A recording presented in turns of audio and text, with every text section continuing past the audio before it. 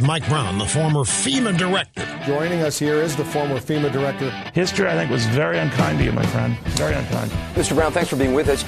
This is Michael Brown Unplugged. So hey everybody, happy Friday. Welcome back to this episode of Michael Brown Unplugged. It is Friday, which means Christian Toto was in. So, I used to say you're in the studio, but we're no longer in the studio. You're in your studio at home, and I'm in my studio, or my Cludio, my closet studio, at the undisclosed location. This is as bare bones as podcasting can be, but that's part of the fun. It's part of the fun, and by golly, we've got quality audio. That's right. Tamara was making fun of me, and I was trying to explain to her that audio is so important on a podcast because people are listening. So the audio has to be really good radio quality. And I think we've accomplished that. I think so. And we can say that our studios are state-of-the-art. There's gleaming chrome surfaces, and it's just – you have to see it to believe it. Yeah, which is why I will not turn on the cam and let people see my little makeshift studio right now. So Hollywood and Toto. So before we get going, if you need to follow Christian on Twitter, it's at Hollywood and Toto, T-O-T-O, and then you need to get to his website, hollywoodandtoto.com. So with that aside, I mean, not just brushing it aside, but with that aside, let's get straight to your first story, which is on your website. Take it away, Mr. Toto. This is a doozy, and I've seen only a couple of mentions in the media of it, and I think it really deserves much more consideration. Here's the backstory. Phelim McAleer is a filmmaker, a journalist, a muckraker, I guess you can call him, and he often does stuff that no one else is doing, and that specifically I'll mention Gosnell, the Gosnell movie from last year. That was his baby. That was his project. It was about Dr. Kermit Gosnell, the abortionist who created some horrible situations and was convicted of several counts of murder for his actions in his office. So they bring stories to light that other people aren't. They talk about stories either in play form, in movie form. They do a lot of different things. Sometimes their work appears on YouTube. They really are amazing people, and they're right of center for sure, but they're bringing to light subjects that other people will not do. They made a play about the Ferguson situation with the other Michael Brown, and what they did was they made it into a play, but they read the grand jury testimony behind the play. So this isn't storytellers kind of creating false narratives and making things up out of whole cloth or just injecting their bias into the productions. They often go directly to the source material, and that way it mostly avoids people saying, oh, you're full of it, because that's not what really happened. Well, you're reading the grand jury transcripts. It is what happened. So that's what they do, and that's sort of the necessary background to where they are today. So where they are today is they've decided that with everything going on with the Mueller investigation and now with the Attorney General investigating the origins of the Russian collusion story, they've decided to do essentially the same thing that they did with the Ferguson issue, reading the grand jury transcript, except this time, which I think this is so clever, they're simply going to read email exchanges. So these are the texts that were sent between Page and Strzok. Now, they were having an affair, but more importantly, they were also talking about how to undermine President Trump. So they're the focus of a lot of conservative ire, to be sure. And I think that while the media has covered this to a degree, certainly not with the intensity that it deserves, nor have any late night shows or maybe even Saturday Night Live, they've ignored this. And you think, the fact that they're conducting an affair on government phones in and of itself is pretty silly. But this isn't just a scandal about an affair. It's about FBI agents not putting aside their partisan issues and not doing what they should be doing.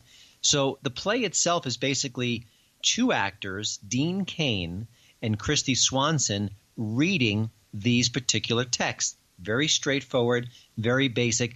It certainly has a political component, but that's if you think the truth has a political component.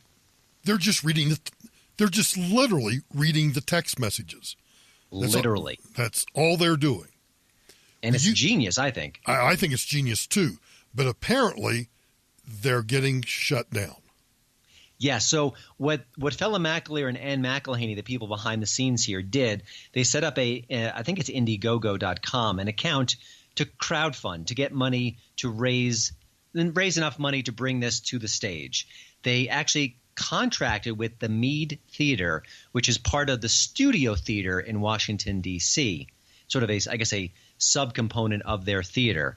And they said, hey, we're going to put on the show. It's in June. It might be the 13th. I don't know the exact date. It's mid-June. And the theater said, okay, we're in. And just to be clear, they're raising money not because they're wanting to pay themselves some exorbitant salaries, but in order to get the theater, in order to get the lighting, in order to get the staging, in order to get all of that is provided by the theater, you have to pay for that. Yeah, and get the actors too. Right. So there are costs involved. I mean, yes. we joke about they are literally only reading text messages between two FBI agents, but in order to put this on the stage, that actually takes money. Yes. Nothing's free, and you want to make a presentation that looks good. Hang on. Nothing's free? I need to write that down and go back and think about that for a minute. So they're going to or we're planning to use this theater in Washington, and something happened, and it's 2 minutes and 40 seconds. So you let me know when you want to stop. But okay. It's the two of it's what's his name, McAleer? Yep. And McElhaney. Yes, and so they're just looking into a camera, and they have this to say. Everyone, it's Ann McElhaney and Phil McAleer. So we just want to tell you some shocking news. As you know, we're doing the FBI Lovebirds play in DC, consisting entirely of the text messages of Peter Strzok and Lisa Page and their congressional testimony. We're going to film starring Dean Cain and Christy Swanson in the belly of the beast, 2 miles from the White House. And we're going to film it. We're going to put it online. Everyone's going to see it. We're still going to do it. But we just got this email from the owners of the Studio Mead Theatre in DC. Where we had a booking. We had a booking. They had signed a contract, and we had sent forward a deposit, and they said they were cancelling the booking because media reports have made us aware of undisclosed details about the event. In other words, it's the truth. They've cancelled the event because they suddenly realised... Because this is an unusual play, because the play consists entirely of the actual verbatim text between Lisa Page and Peter Strzok. Peter Strzok, by the way, one of the most senior... FBI agents who said we have to open the Trump investigation, the Russia investigation, as an insurance policy in case it gets elected. There's a man who said Trump voters smell, and he was the guy charged with investigating the Trump. So these things needed to get out, and that's why the Mead Theatre... Listen to what the Mead Theatre says on the website. It does, its mission statement on its website. It has carved out a distinctive place for itself by producing plays of big ideas, plays that challenge assumptions. Trigger conversations. Well, the first time a play comes that actually does challenge their assumption. And I think they got triggered, all right, Salem. I think there was a bit of triggering going on there. So we're not, just so you know, we're not despairing at all, by the way. We're used to this. This has happened to us in every project we've done where we're trying to tell the truth and report stories that no one else is reporting. When we did Ferguson, 9 members of the cast walked out during rehearsals. The play still went ahead. Was a huge success. FBI Lovebirds Undercovers will go ahead in DC on June 13th at 7 p.m. You can guarantee this. But right now we are looking for a new venue, but it's a challenge. Please go to the FBI Lovebirds Indiegogo site. All you got to do is go to FBILovebirds.com, and you'll find all the details. You'll hear about our new place. So it's FBILovebirds.com. But Please support us, but also, please let everyone know that this is what's happening in Washington D.C. and a theatre in Washington D.C. That we come with the truth, and this is how they react. So, I love this. So they just essentially say we're just coming with the truth. We're not coming with any agenda. We're just going to read these text messages in the belly of the beast, and the theater, the Mead Theater, has shut us down. They have a signed contract and everything. So I find this so disheartening that something as simple as reading a public record, something that is already in the public record, that a theater would say, oh, this is too controversial, or not so much that it's controversial, but we don't want you speaking the truth. Can you get any more Orwellian than that?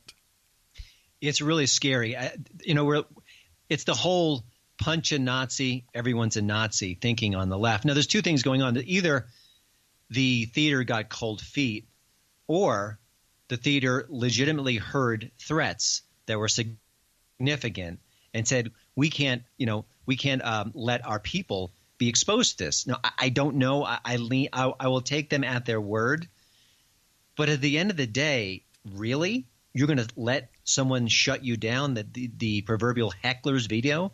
And I'm thinking, in a sane world, in a just world, I would like to see a George Clooney-esque figure step in and say, while I disagree with McAleer and McElhaney's politics, the show must go on, art must be expressed, and I don't want to live in a culture where the threat of violence is going to shut things down.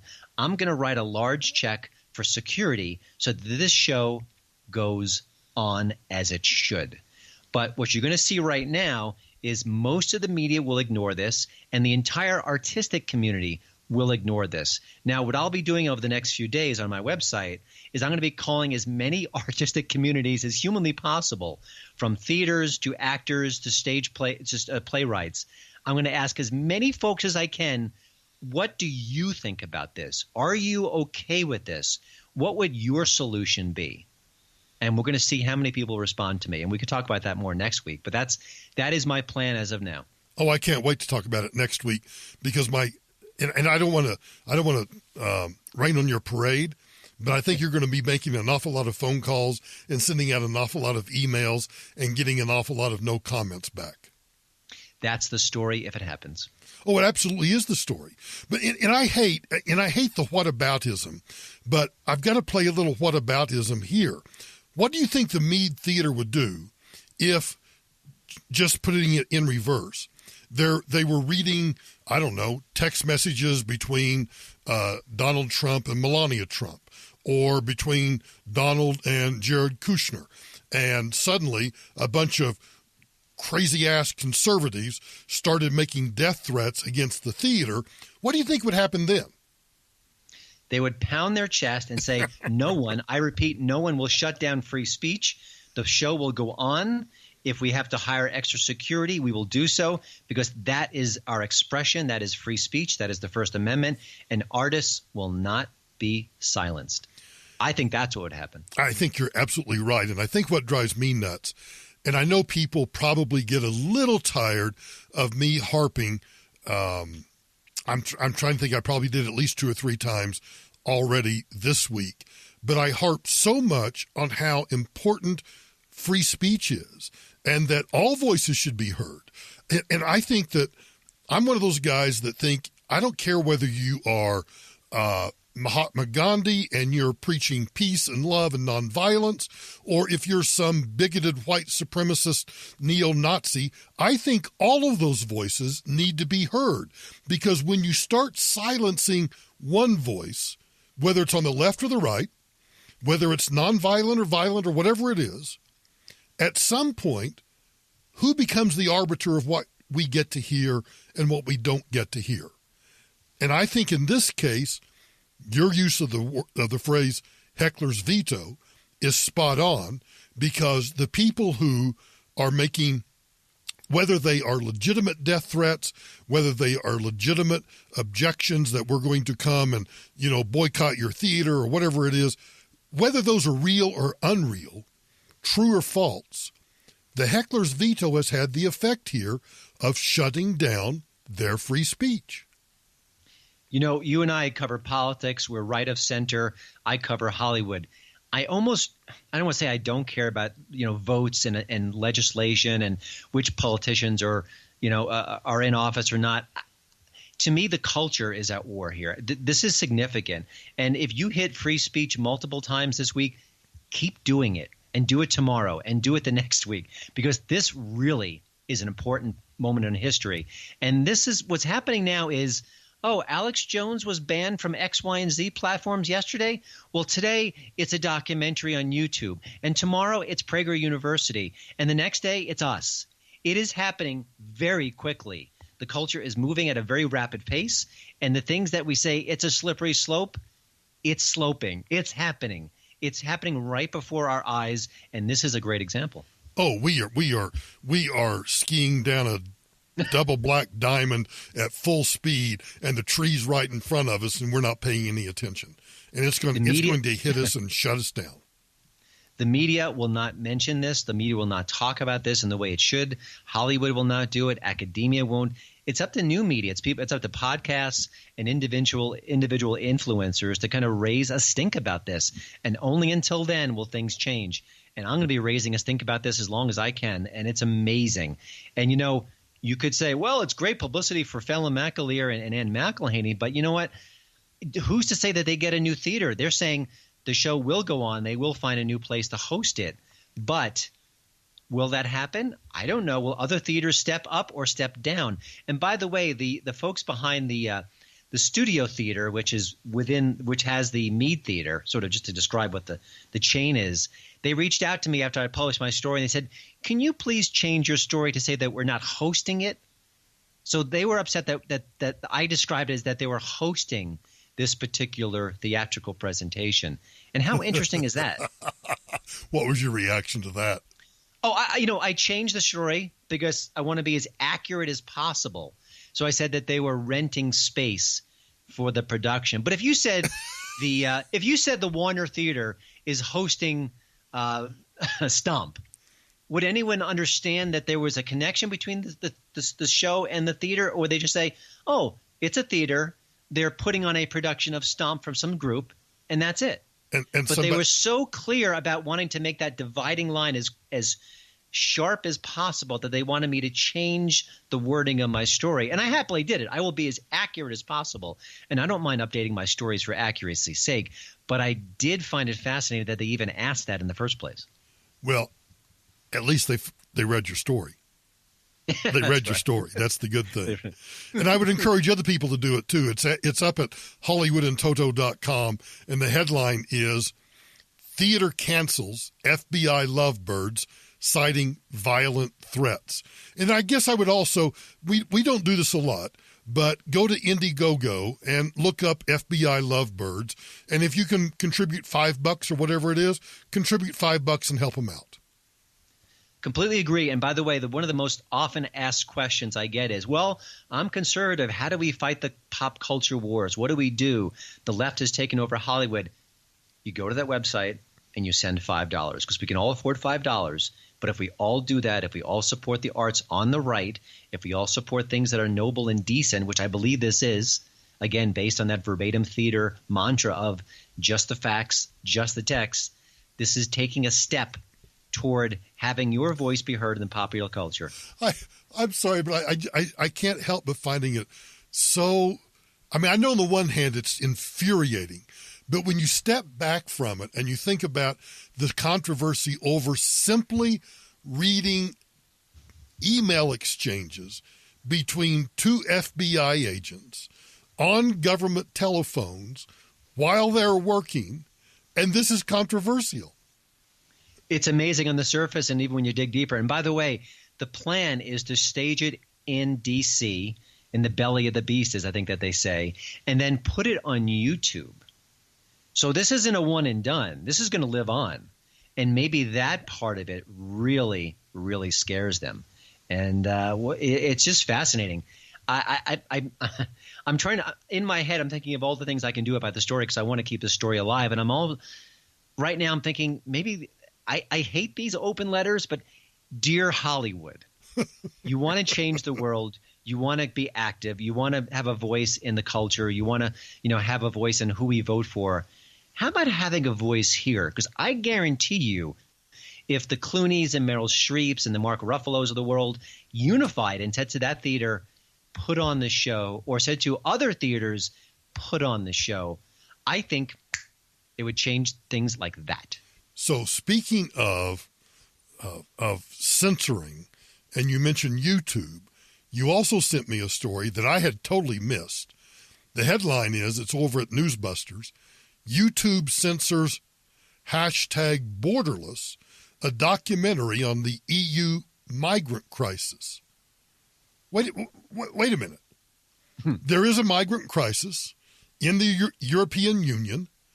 I'm going to make an assumption here, so correct me if I'm wrong.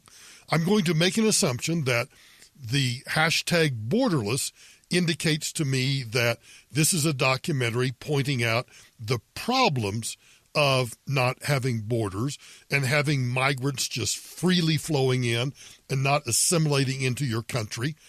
And YouTube censors that documentary? Yes. Why? Now, the full story, I don't, in many of these cases, and I believe it's been the case with this particular incident, they often don't share why. I mean, how many times have people been banned or censored on Twitter or other platforms without a reason why? And that's often the case. You kind of raise your hand and go, what happened? What did I do to deserve this fate? Now, with this is from Lauren Southern, who I guess you can say is controversial. I know that she's caught some heat in the past for some of her activism or sort of her journalism. I don't know enough about her, but I watched at least part of it because what they did was they put a backup version of it on the on YouTube, and that, as of now, is still available to be seen. So I don't know whether they missed the backup version or what, but the original one was taken down. The backup, as of until recently, was available to be seen. And it seemed pretty fair. It's Lauren Southern in the field, sometimes in harm's way, talking to people on both sides of the issue. And it's, it may have a perspective. I think it does for sure. But it's more fair than you would think. This is not like a Michael Moore where it's all good or all bad. She's talking to a lot of different voices and giving a more complex version of it. As a matter of fact, I watched the ending real quickly, and she said it showed her more shades of gray than even she realized going into the project. But that's what we're dealing with. And just to back it up a little bit, PragerU, which has these wildly inoffensive, squeaky clean little mini lectures about democracy and socialism and other kind of cultural situations, they are routinely being put on the restricted list or having issues with sharing it. Dave Rubin has had this issue when he tries to share information on YouTube. It is happening all over. And this isn't the Alex Jones contingent. Dennis Prager is as mild-mannered as can be, but he is conservative, and he does have a point of view, and some people don't want that point of view to be heard. Well, the other thing I like that's in the story is not only do they censor the documentary, YouTube, but according to the story, as Human Events, which is a great newspaper, only online now. I'm old enough to remember when Human Events was actually a newspaper that showed up in my mailbox once a week. But anyway, that's neither here nor there. As Human Events continued, quote, most of Lauren Southern's 700,000 subscribers were not notified of the video's release as it didn't appear in timelines or liked videos. It has since been completely removed from YouTube and is now unavailable to watch, end of quote, other than you say there's a backup somewhere that YouTube hasn't figured out is there yet. But talk about or think about, it's not just the taking down of the video. It is not even, I keep asking people, subscribe to me on YouTube and be sure and click the bell so you can get notified when I post something or when I go live. They're making certain that the people who want to hear what she has to say never even have the chance to know that she said something. It's insidious. It kind of hits you on multiple levels. And I think we see it on Twitter as well, where people talk about being shadow banned, where they have a massive following. And then people say, well, I'm not seeing your tweets. What's going on there? Or having people lose tens or 20s or hundreds or even thousands of followers at a clip. And that may be Twitter clamping down on robots or bots or whatever they call them. Maybe people have artificial followers and through no fault of their own. But what happens across these platforms is multi-layered where, you can go watch that YouTube video of PragerU, but maybe you can't monetize it. Or maybe you have to sign in that you're over 18 to see a video that is so squeaky clean that it wouldn't offend a 3-year-old.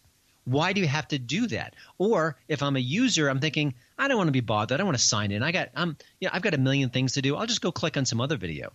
It is amazing what's happening. And the real sort of, I guess, intellectual debate on the right now is, do we break up these massive these companies, or do we respect that their private companies can do what they want and let the chips fall where they may? Because when it comes to the 2020 election, I don't think we've seen anything yet. I think this is going to get worse and worse in the next 12 months. It's funny you mentioned about the somewhat of a movement to break up the large tech companies. Glenn Reynolds, Instapundit, recently did an interview with Nick Gillespie on Reason. And, Glenn Reynolds, who was, he was like the original blogger. He was like the original aggregator of news. And he left Twitter altogether.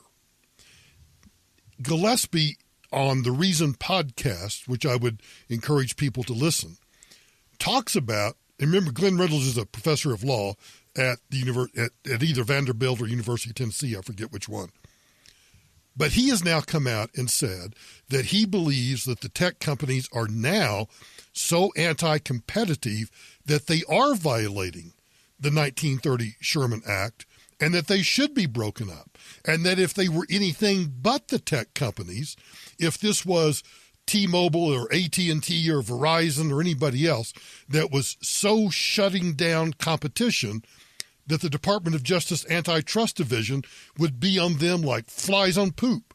But they're totally ignoring all of their anti-competitive behavior.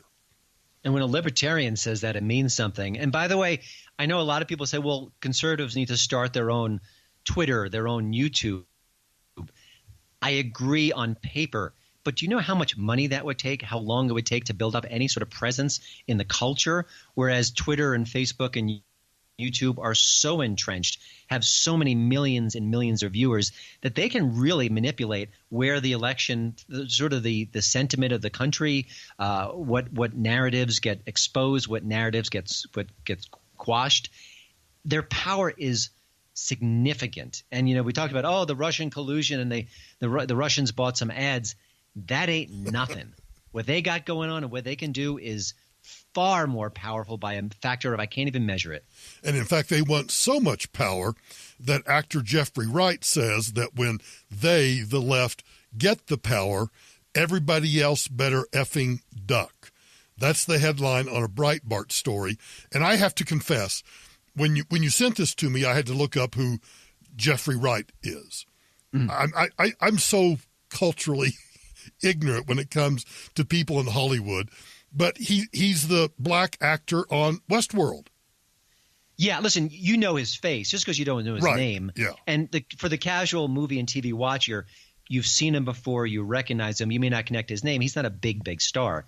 But I sent that to you as sort of the part of our show prep because it's absolutely chilling. And it's what I deeply fear in my bones is that for all of Trump's flaws, and we can go through the list and it takes about a half an hour, he's not the left. He's not the Pelosi's. He's not the Elizabeth Warrens. When they get power, oh my goodness. I mean, just think about all these different social media platforms knowing that there's no Trump-like figure to smite them, to stop them, to mock them, or to even just to call them out on one of their own platforms. Without that, I fear the dam's going to break, and it's going to be a really scary time because the left and the media and academia and Hollywood has no interest in protecting our freedom of speech. They just don't. And I guess I'm kind of curious. When someone tells me, hey, when I get the power, you better effing duck, that kind of tells me you either have a crossbow aimed at me or an AR-15 or a machete or something, and you're about to whack my head off if I don't duck. That's the way I interpret that.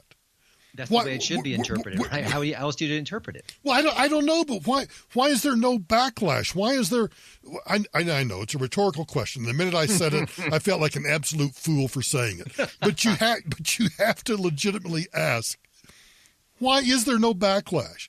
Is there nobody in Hollywood, on the left or the right, who's just willing to say, hey guys, we got to chill out a little bit here. Let's battle for our principles, whether those are principles on the left or the right. Let's battle for those. But why do we have to tell people you better effing duck when we get power? I mean, that's just that's an unadulterated threat.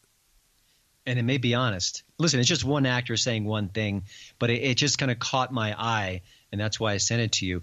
But also, for 2+ years, we've been hearing that Trump is a dictator. It's a totalitarian regime, and all the totalitarian impulses are coming from the left right now. It's been such a fascinating, I guess projection is the most accurate word, to see people on the left fearing Trump and what he could do and what he represents, and yet everything that they share captures at least part, if not a large portion of that. And your use of the word projection is exactly right, because they're projecting. They claim that Trump is the authoritarian, the dictator, but here they are. Hey, we get the power, you're dead meat. And by the way, Alyssa Milano, the most active celebrity in Hollywood, arguably, she blasted John Voight. And John Voight came out on a few days ago saying that President Trump is the best president since Lincoln. You could argue, disagree, whatever. But she, in a tweet, called him like an F-lister, not even an A-lister, a B-lister, an F-lister. I'm thinking, do you know who you are, and do you know your screen credits versus John Bloody Voight, who at 80 is still putting out tremendous work and can pick any of his films, and that would just absolutely just creatively squash anything you've got going on? I mean, you could disagree with him. You could say it's wrong. You could say it's foolish. Great, have that debate. But when she says that, when she belittles him in that fashion, knowing her career, wow. And I have to ask, maybe I've got the wrong actress. Is she back to having sex again? Oh, I don't know. That's good. We need a sex update on Alyssa Milano. Isn't she the one that said no more sex or something until something happens? I forget what it was. Yeah, it might have been. There's so many causes floating around. I don't know, but I would like to talk to your husband off the record to see what's going on. Yeah, that's right. Just dig into that. Put a call into the Milanos and find out. Hey, are you guys doing the dirty or not doing the dirty? And by the way, I'm going to assume they're probably on the same page politically speaking. So why is she punishing him? Exactly. That's exactly right. Hey, anything else before we go? Just keep an eye on this DC Play situation. Yep. Support free speech, support creative projects that are right-leaning. On paper, the FBI Lovebirds isn't right-leaning, but I understand where it is. I'm not naive about that. But we need to fight back in the culture, and it's really getting worse. And one thing I've been doing, and I think I even mentioned this on a previous podcast, is that I never got political on my Facebook page. I kind of keep it just kid pictures and dogs and, fluffy, nice things. But I'm starting to kind of let it creep in, and not in a you need to agree with me on this principle, but stuff like this DC Play situation, because I've got to hope that people on the left and the right don't want this to happen. And if it's not the case, I think we're in real trouble. And let me just encourage you, because I think when it comes to the reading of the FBI emails, while that may be in a certain sense, you can say, well, those are conservatives that are attacking these two FBI agents. I get that. But what it is, it's just a simple reading of the text messages.